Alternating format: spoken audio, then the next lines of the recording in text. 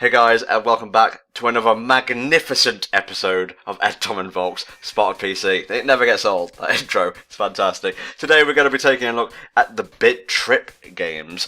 I'm not really sure, how you, got all these games together, Volk, 'cause I don't think the collection is actually on PC, is it? No, the collection is on PC. It all comes in one nice big little bundle that you can pick up, normally for about 30 quid. Comes with the soundtracks as well. But I was lucky during the Steam summer sales and managed to pick it up for £7 for the entire thing. Nice. What I meant by that though, specifically, was it actually called the Bit.Trip collection? Because I know there is actually Bit.Trip Saga and Bit.Trip Complete, which were on the 3DS and the Wii specifically, and there's also the Bit.Trip, which is a compilation of the first 6 games up to Flux for the PS4 and Vita. I believe it was actually called the Bit.Trip collection because it did also come with Runner 2. Oh, okay. We won't be looking at Runner 2, just because, that's the sequel and we wanted to take a look at the original games, but what we're going to be covering today is Bit.Trip Beat, Bit.Trip Core, Bit.Trip Void, Bit.Trip Runner, my personal favourite and really the only one I've played, Bit.Trip Fate, and Bit.Trip Flux. And the one thing that ties all these games together is the character of Commander Video. He's like a little sprite guy, he's all black, he's got a white, window for a face, shall we say, and he shows up in all the games. I think he's most well known from Runner and maybe one other game. Yeah, and also he featured in Super Meat Boy in being one of the first secrets you generally unlock in that game as well, so he has that going for him as well. Yeah, he's also a trophy in Smash Bros. For Wii U, I believe. Yeah, because a lot of the later Bit.Trip games did actually appear on the Wii first before they were ported onto PC, if I recall correctly. So yeah, this is all done by Gaijin Games, the developers. The genre is rhythm, action, don't get it confused with rhythm action, and Bit.Trip Beat was released in April of 2009. So what are we looking at here in terms of gameplay, mate? It's pretty simple. I mean, it's a paddle-based game where the bits come at you in a certain rhythm. So after a while, you kind of get a flow of what the music's doing and where you need to be relative to that. But yeah, you just gotta bat away the blocks as they come forward. And as you go through the levels, they get more and more complex. So here, they come at you towards this little helix pattern. And these ones that stop will soon come at you as soon as you bat away the helixes themselves. It's like the super evolution of Pong, it's great. It's Pong with a little bit of musical influence thrown in there, it's pretty damn nice. The game itself, there's only 3 levels, but the levels themselves are rather lengthy. You can expect each level to take you about 15 minutes in total, including the boss. So the levels are by no means short, so I hope your eyeballs are up to the task with everything that's going on in the background right now. Yeah, I really should have put an epilepsy warning at the start of this, but I was too busy mugging for the camera, so to speak. Ah, that's fine. But yeah, the game itself, this one at least, is pretty damn simple, so as you can expect probably from the first game in the series. But they throw in little things here and there, like these little challenge stages where you're either handicapped or improved in such a way that'll let you kind of bat away a certain series of bits, I guess. Oh man, I don't think my eyes would be able to keep up with this, never mind my brain. Yeah, the brain part is not too bad, it's the eye part that gets to you, because the two are kind of trying to vie for power on both sides, and it's a little bit jarring. I just love the kind of Atari style of graphics, it really suits the game. Oh yeah, well, it wouldn't be called Bit.Trip otherwise, I would have thought. So this boss, you just have to essentially survive, I would assume? Yeah, it's a little bit wave-based, I would guess, but you're gradually chipping away at the block as it's throwing things at you. I'm reminded a bit of Shatter right now, actually. Yeah, a little bit. I mean, you're not exactly directly hitting the boss, you're just interacting with him, in a sense that you just gotta survive. Shatter was a lot more violent, I'll give it though. I wonder what else Gaijin Games have actually done. Let me take a little look-see at their collection here. Yeah, I mean, I wouldn't be surprised if they did anything more, but I've only really known them for the Bit.Trip games personally. Choice Provisions, formerly known as Gaijin Games prior to 2014. Interesting. One thing I should say about the bosses, though, considering we skipped a little bit to get here, because otherwise we'd be sitting through Bit.Trip Beat for 15 minutes, and... Before we actually, sat down to record this, I had, a number of discussions with Volk, should this game, go on for this amount of time, how long should this one take, and so on and so forth. So hopefully we've come up with a nice compromise. Obviously, Runner will get more of a look in than most, since I think that would be, the most complete of the games, really. Yeah, definitely. But the boss fights here are a little bit different through each stage. So in stage 1, you've got this platey little fucker here. The second stage is actually more Breakout Arkanoid theme, where you just gotta use your ball to beat up a bunch of blocks and then you win that way. And then the third boss is actually a full-on game of Pong with an AI. Wow. So they give you plenty of variety with the bosses, luckily. I mean, it wouldn't be as good if all 3 bosses were pretty much exactly the same, especially considering there's only 3 stages. I'm liking your really stylish transitions, by the way. Oh yes, well, I try to make sure the transitions actually fit with all the lights and colours going on in the background, so I had to be very, very choice with my editing. But yeah, Bit.Trip Beat, pretty damn simple, but good fun. It's good fun. What else can you say, really? It's just Pong. Pong with boomerang bits.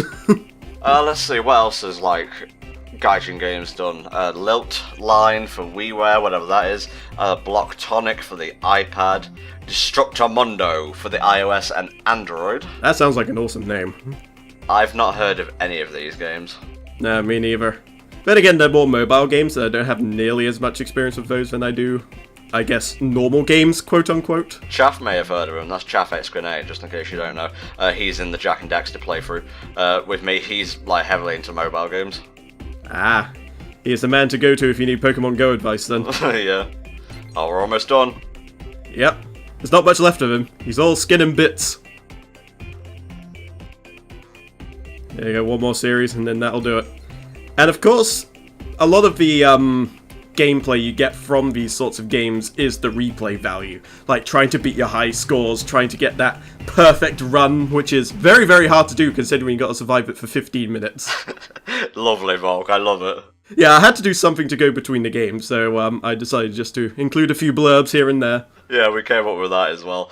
Okay, Bit.Trip Core, the second game in the series, released in 2009, continues the rhythm-based gameplay of the series. It involves players, and I'm obviously just reading from Wikipedia, taking control of a plus shape in the middle of the screen that can fire a laser beam in only 4 directions, up, down, left and right, with the objective being to destroy patterns of blocks that zoom across the screen. This one was actually very, very hard, and I have to be honest, this game didn't sit very well with me, just because of the gameplay style. It's very, very stressful, because the blocks are coming at you from, the left side of each side of the plus. Yet you don't expect that to happen, so it's very hard to keep track of things.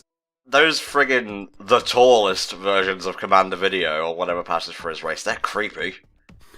Nightmare fuel. It's just the angle with which you see him. Yeah, that is also true. Actually, one thing I will say about this particular game is that I actually had a much easier time playing it with a controller. And I think that's just because of the way you're having to press the spacebar to activate your laser beam and then use the arrow keys. It was a little bit fiddly for my taste, so I switched to controller and it actually worked a lot better for me. Nice, nice. What shall we say about this one? It's very similar to Bit.Trip Beat in the sense that you are still eliminating bits with not so much a paddle this time, but a laser beam. Yeah. And obviously the angle at which they're coming at you is a little bit different, so you got to do all these crazy circular motions and keep track of everything. I think I might actually prefer this style of rhythm to the first game. I don't know why, there's just something about it that appeals to me. This time you're preventing them from escaping. I will give it this, it is definitely unique, but it will take a lot of work to actually get used to this, because especially when you start seeing loads of bits on the screen at once, it can be very hard to keep track of where they're going, so you don't exactly know where to point your laser to attack, unless you've played it several times and kind of know the patterns off by heart at that stage. Wow, I had to turn the volume all the way up to even hear anything. I think in the Bit.Trip games, it starts off kind of I don't want to say somber, that's a bit pretentious, but quiet, and slowly, as you do better and better, the rhythm picks up and the music increases. Yeah, that is an ongoing theme with the bit games, where as you do better, you get these different modes called Super, Mega, Ultra, Extra, and in some cases you even get Giga. Hyper. The music gets more involved and upbeat, and like more instruments are added in gradually as you perform better. So I guess it's kind of your reward. As you do well, you get to hear more of the music. And the music also picks up as you progress through the stages as well, but not in the same way that the intensity increases as you advance up the ranks of Super, Mega, etc. The bosses in this game are a little bit different as well. They aren't shown here because honestly this game just frustrated me too damn much. But the first boss is a wave-based boss, so you gotta defeat waves of bits as they come on the screen, and they'll come in different kooky formations and things like that. The second boss is actually just Missile Command in Bit.Trip Core.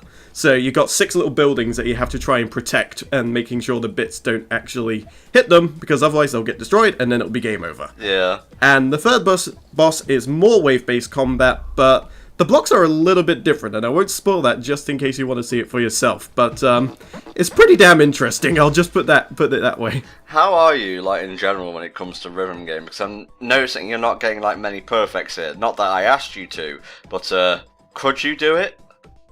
With enough time, probably, but I think with this game, it's just that the gameplay itself didn't quite sit right with me. It was just way too fiddly and awkward for me, honestly. Yeah, I mean, there was only like one direction that the blocks were coming in a Bit.Trip Beat. Now you got to deal with 4.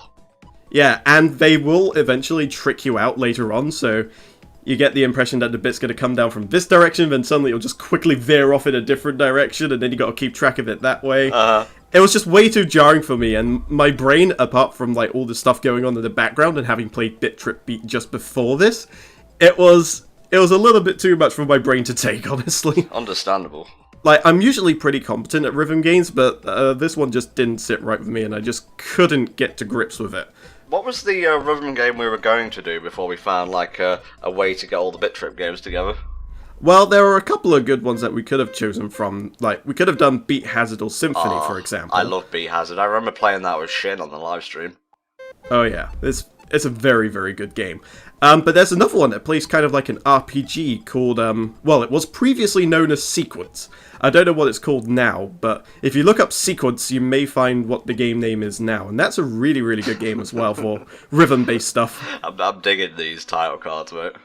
It took a lot of thought to actually come up with some good ones. Okay, the third game, Bit.Trip Void. Released in late 2009, Bit.Trip Void puts players in control of the Void, a black pixelated circle which players move around the screen with 8-directional control. The Void grows with each black block it touches and must avoid increasingly challenging waves of white blocks. Void features music by guest composer Null Sleep, and its levels are named after Sigmund Freud's 3 parts of the human psyche. Alright, send your pretentious game, calm it down.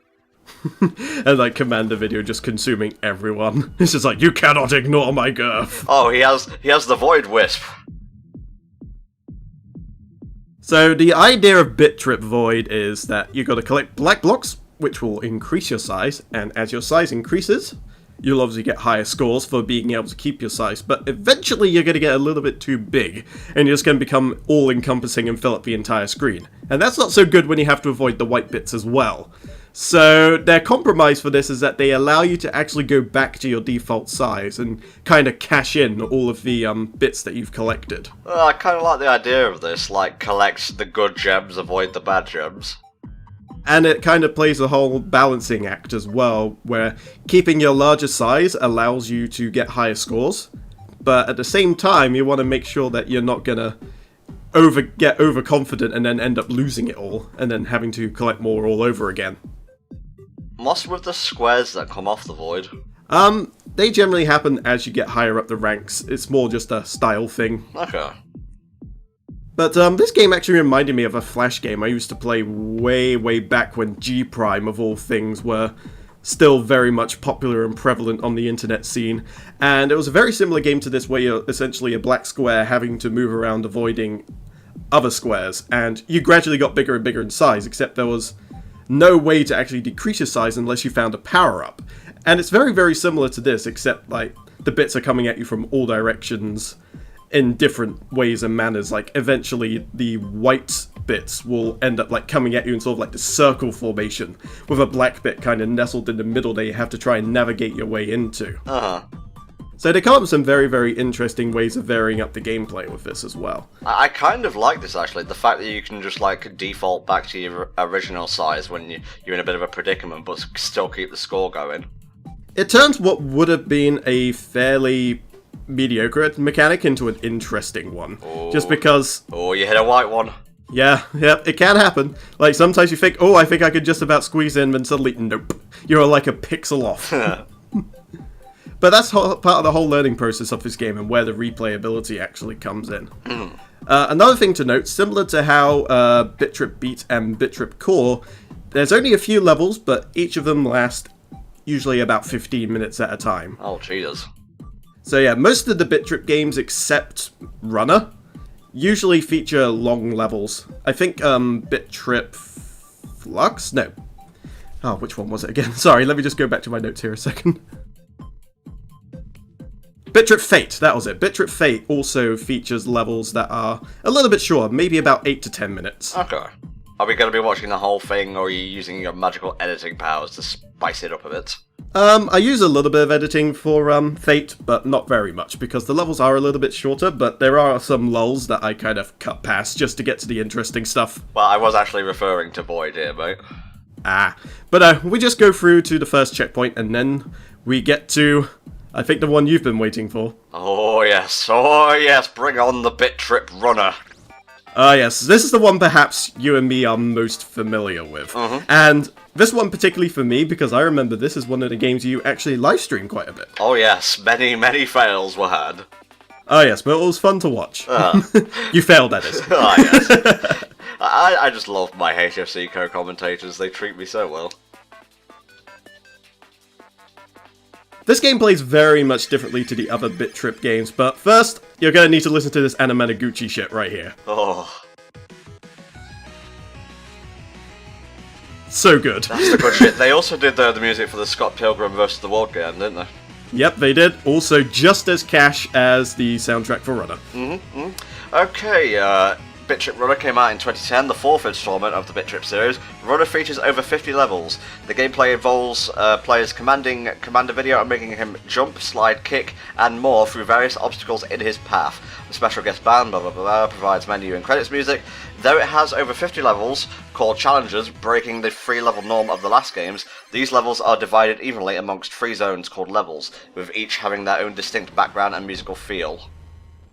Yeah, they broke the mold with this one in more ways than one. They wanted to make something that seemed more like a full, I guess, experience, rather than just high-scoring affairs.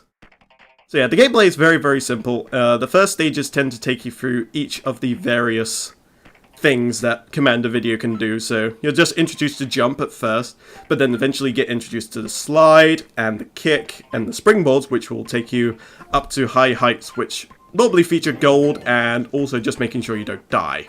And, you know, in later levels you get stuff like shield, and I think there's like a little, like, pixel blast you can do, but don't quote me on that.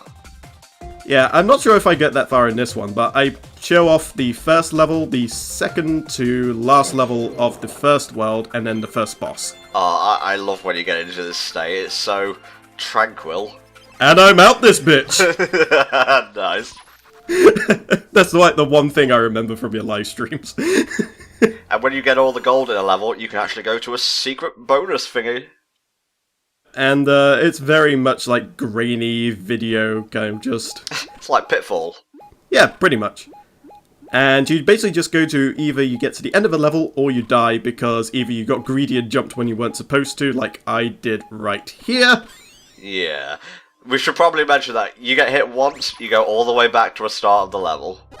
Yep, you gotta get it done absolutely perfect first time, otherwise you're going back. But luckily though, you don't have to collect all the gold, but if you want those bonus levels, then... Or you just have magpie tendencies, I guess, then you're gonna have to want to collect those as well. Many bits later. Yeah, so this is the second to last level of the world where you get to put all your skills to the test. And they put gold in all these weirdly precarious places constantly throwing him in danger. Yeah, Bit.Trip Runner constantly demands that you react at the last second, essentially trying to break you out of like any kind of rhythm, norms, or instincts you may have. Muscle memory, essentially. Yeah. Especially if you want the gold, you're gonna have to go way out of your way to break muscle memory. Yeah, it's like you gotta do some weird double jumps in time with the rhythm, as you'd expect from a rhythm game. After a while, I just don't bother though. It's just too much risk for too little reward at that point. I've always wanted like a full, complete version of the theme that plays when you get all the power-ups, you know, the plus signs, but I don't think I've ever been able to find a proper mix of it. No, the original soundtrack which you get for getting the collections, usually the soundtrack is divided up in such a way that you get like a minute or so of each stage of the music, I guess. Uh-huh. So I guess that's as close as you're going to get unless you sort of take that one specific part you want and just loop it. It kills me to see you passing up all this gold. Yes, but for the sake of progress, it has to be done. Ah, sweet, delicious progress. Yes, I treat my RPGs in a very similar way. I don't just go, ooh, side quest, I can avoid the plot. I don't just think, ooh, gold, and then just die instantly. Even have to go all the way back to the beginning. But yeah, they make you do some pretty tricky things later on, like, you have to try and do, like, these jump kicks at the same time in order to jump over a block and kick down a crystal at the same time. So they put your skills to the test with this, but they introduce it in such a way that it's all very gradual and it all makes sense, so you're not being overwhelmed by mechanics. I remember struggling with the purplish jump pads when I first played the game. Just something about the timing kept throwing me off. Well, I found out that you can actually just hold down the up button as you're approaching them, and you'll automatically hit them. Yeah, that's Although true. sometimes there is a sweet spot which you have to hit, especially if you want to get, like, if there's an arc that has a bunch of gold on it, like these here. Sometimes you gotta hit in just the right spot to collect all the gold. Ah, you missed it. Now we're not going to be hyper. Oh well. We still get this music though. I think the Ultra is a little bit more beatier than the Extra. The Extra is more euphoric, I guess. Yeah, that's the word I was looking for, but I didn't want to seem Fedora-esque, you know? That's fair enough. That's what you got me for. I make the necessary sacrifices. You gotta love it when you just go off one of those and just collect all the gold. It's so satisfying. Yeah, jump over the red ones, duck under the black ones. Yeah, that caught me out the first time, I will admit. So now we're gonna get a little bit of a boss fight, and that should pretty much round off the Bit.Trip Runner experience. But yeah, if you pick up any Bit.Trip game, and you can only like maybe afford one or two, I would highly recommend picking up Runner. It is a very, very solid piece of game. What would be the runner-up, in your opinion? Runner-up, I would probably say either Beat or Void. Okay. And I can kind of explain why I don't pick for the last two games a little later. So yeah, this is the boss. It's a UFO with crystals on either side. How that doesn't weigh him down, I do not know. Yeah, he just basically chucks obstacles at you and will come at you every so often. Just dodge the stuff and then counter when he comes over. There is a certain rhythm to this as well that you have to follow. However, he does shit like that and just plonk him right next to you so you don't have any time to react at all. Oh, I'm loving you, man, do this, mate. Look at you, you're so mad. It's like, ah! I'll get you this time, you robot piece of shit. So yeah, this one involves quite a bit of trial and error, but luckily the level itself isn't as long, so having to go back to the start isn't necessarily a bad thing. It's more just a exercise of your determination versus your frustration, I guess. Yeah, there is a lot of, like, kind of live and learn sort of stuff. You know, you learn from your mistakes and you try and better your run next time. And you hang on to the edge of tomorrow. God damn it, Volk. God damn it. You led me to that one. I blame you entirely. We're recording this on, like, the day of the, 25th Sonic anniversary, waiting to see what they're going to unveil. I'm kind of hyped right now, I'm going to be honest. Yeah, it's kind of hard not to when you know it's so close and they're kind of giving it all this exposure. But yeah, we got a flying kick for Saucer 3 times to destroy it, which is rather nice. You don't have a gun or anything like that, so you just kick the thing. And the mini saucers come out really fast at this point in the fight.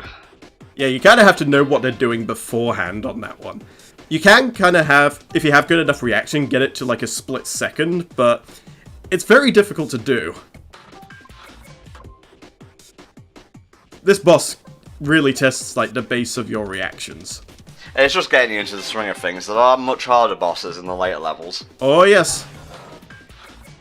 the challenge will only get tougher from there, and they kind of introduce different elements that kind of change up the mechanics ever so slightly without going too far astray from what makes the mechanics what they are.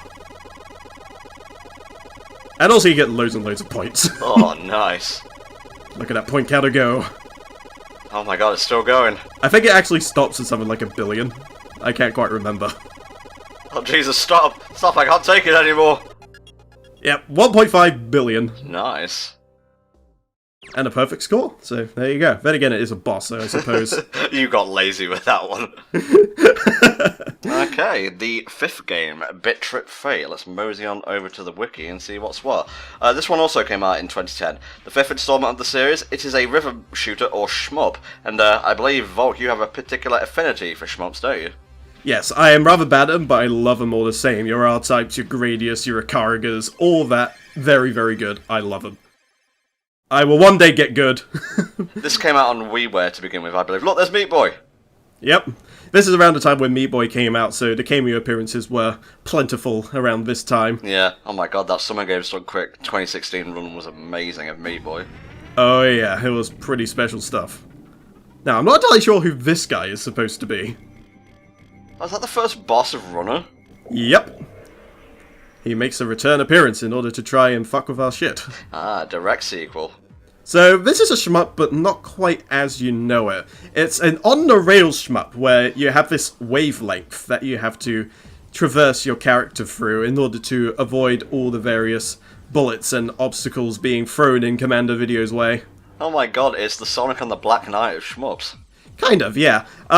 It follows a lot of similar conventions that traditional bullet hell shmups come up with, where you have a very, very tiny hitbox, so even if it hits Commander Video sprite, as long as it doesn't hit that little plus sign, you're absolutely fine. Okay. The sooner you know that, the easier your life will be, because otherwise, this game would be exceedingly difficult. Yeah, I actually kind of like the concept of an on-rail shmup. Yeah, I mean, this gameplay itself ends up being pretty basic by the end of it, but it provides a bit of spice that you don't normally get. Or it puts you in sort of like this restrictive space that you're not always used to.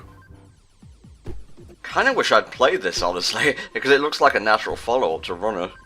Yeah, it does. It's very, very interesting. The gameplay plays very nicely, although I get the feeling some people may tire of it after a little while, perhaps, because not having that freedom of movement does eventually get a bit too restrictive. You just kind of wish that, oh, maybe if they threw in a few more enemies here and there and just let me go to my own devices, it would be a bit better. But then it wouldn't be this game, because then it would just become like any other shmup. So I'm kind of in two hearts about it, where I very much enjoy what they tried to do, but at the same time, I feel like maybe the restrictions do act kind of against it in the end, but I think it doesn't overstay its welcome, so I think getting to that point, unless you're going for high scoring affairs, doesn't necessarily apply. Oh Jesus, Meat Boy specific power-up. Yep, as you go through the game, as with quite a lot of shmups, you do actually get power-ups which temporarily give you a boost of power, which either changes your firing pattern, like with Meat Boy you get this large laser that pierces through enemies, or they give you a specific pattern in which you can fire in. So some may fire in a helix pattern, you may get one that fires in literally every single direction, so aiming becomes a non-issue, I guess. But yeah, I mean, there's not much to say about this, but it's very interesting in what they kind of took from a shmup style of game and then just changed it up in such a way that gave it its own identity. Like, you're playing with fire in some of these instances, mate. It's coming so close to the cross that is your heart. Oh yeah, but this is where my bullet hell experience does actually come in. I mean, it's not like Toho or Icariga or things like that where they're coming at you at quite high speed, but I kind of condition myself in such a way to kind of know where I'm safe and where I'm not. Is that how it's pronounced? Icariga? Ikaruga. I think you can do I it always in both called it ways. Ikaruga. That's the one where you like black and white, you change between shades, right? Yep, and you absorb bullets based on what color you are, so you got that whole mechanic thrown in there as well. Yep, heard good things about it. Oh yeah, it's a very, very solid game. It originally came out on the Dreamcast, I believe, and then it came out on like the GameCube and the PC eventually. It got a port on Steam.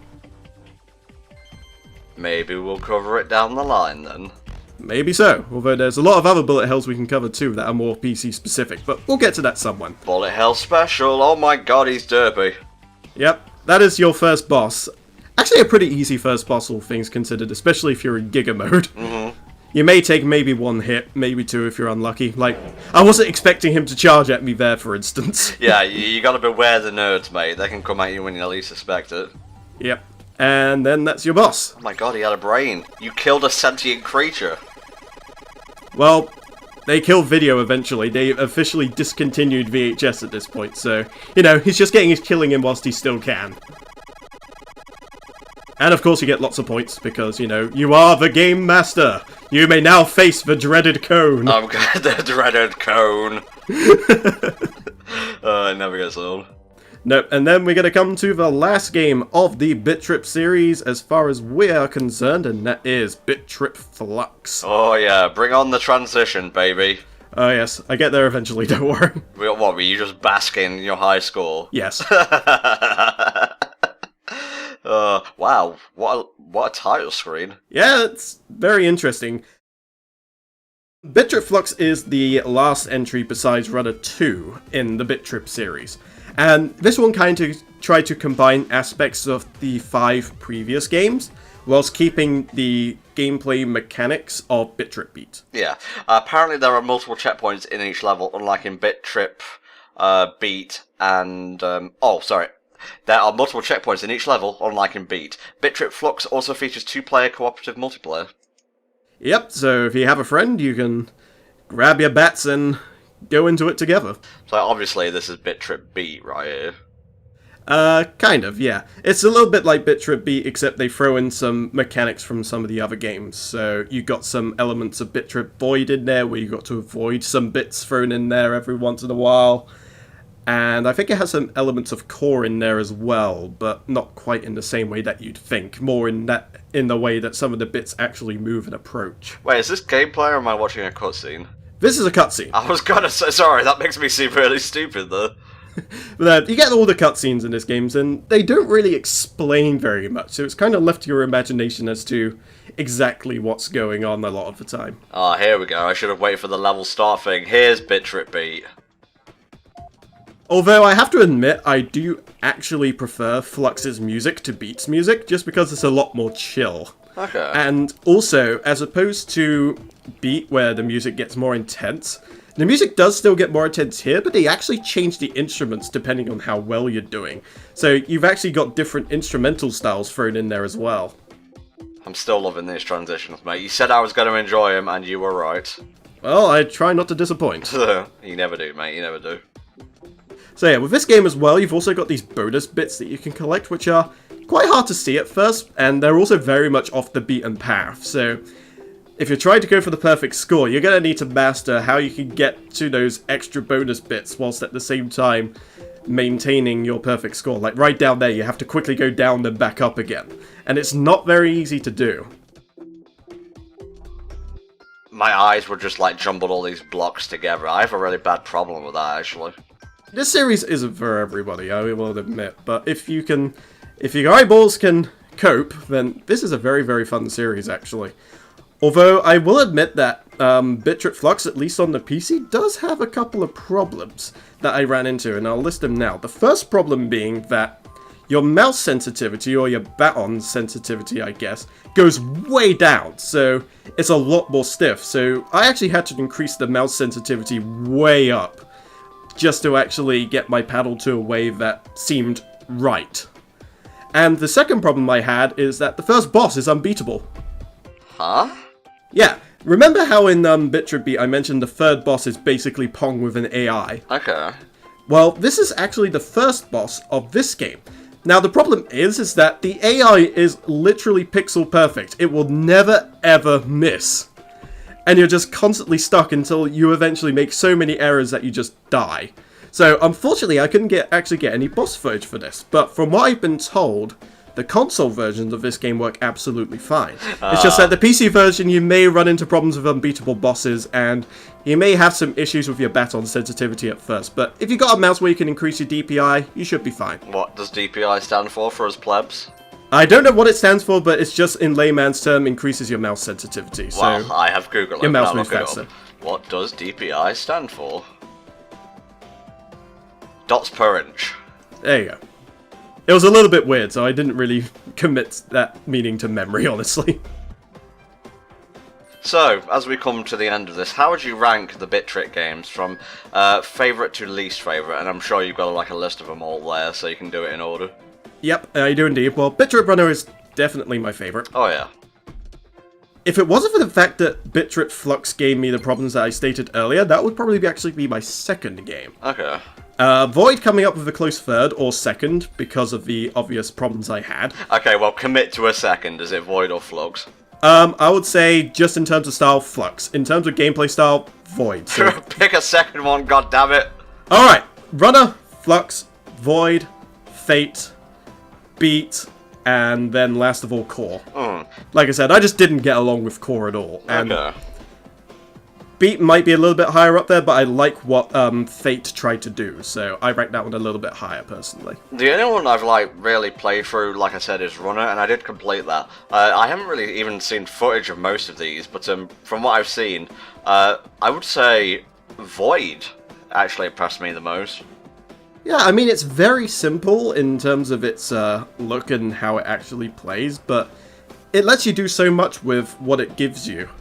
Like with the whole trying to balance your being big and small thing, the variety of ways in which they throw obstacles at you, where you have to really, really decide, okay, can I squeeze my massive blob through this, or am I going to have to shrink down? You're going to go through a few levels here. Just listen to the chill music. Oh yeah, talking all over it, baby. God, I love those strings. Is that how you build up your bar, just by bouncing stuff back? Yep, that is indeed correct.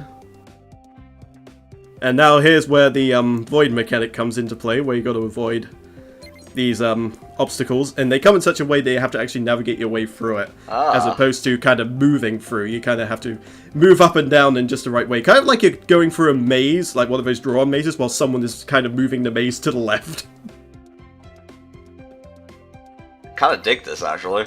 Yeah, like, I like this way more than I did Beat. For one thing, it's easier on the eyes. For another thing, I vastly prefer the soundtrack they use. And they throw in all these extra mechanics that make it a little bit more involved. Like, you've got the dodging mechanics thrown in there as opposed to just finding out where the blocks are going to be in tune to the beat and then just go from there. Oh gee, I think you get a bit overwhelmed there, mate. Yeah, I mean, the game ain't easy. Oh jeez, cutting it fine there. I do like that particular bit, though. It's so satisfying when you just hit them all like that. But yeah, you do kind of get used to kind of what they try and throw at you and sort of like the pattern in which they go. So eventually you go, okay, there's like a whole bunch of these coming at me. The chances are I'm going to have to move my baton slowly up or slowly down. So eventually you kind of condition yourself to kind of thinking ahead of what the game wants you to do and then acting on that instinct. But yeah, this is one of the series that I actually wanted to cover even before we had a name for Spot of PC. It's just that, I don't know, I like the whole aesthetic style of the Bit.Trip series. I like Commander Video. I mean, he doesn't really have much of a personality, but he's, you know, pretty cool. He's quite the character. Yeah, he's a character. Like, in terms of design, he's very funky fresh. And just the music is great, it oozes style, and maybe I'll have to get around to playing the others, who knows. Oh yeah, I mean, if you could pick up the entire collection for cheap enough, I would highly recommend it. There's bound to be at least one or two games in there that fit to your liking. Yeah, it's on basically every platform imaginable. PS3, PS4, Vita, 3DS, Wii U. So that's it for this episode. We'll see you next time for another episode of Spot of PC.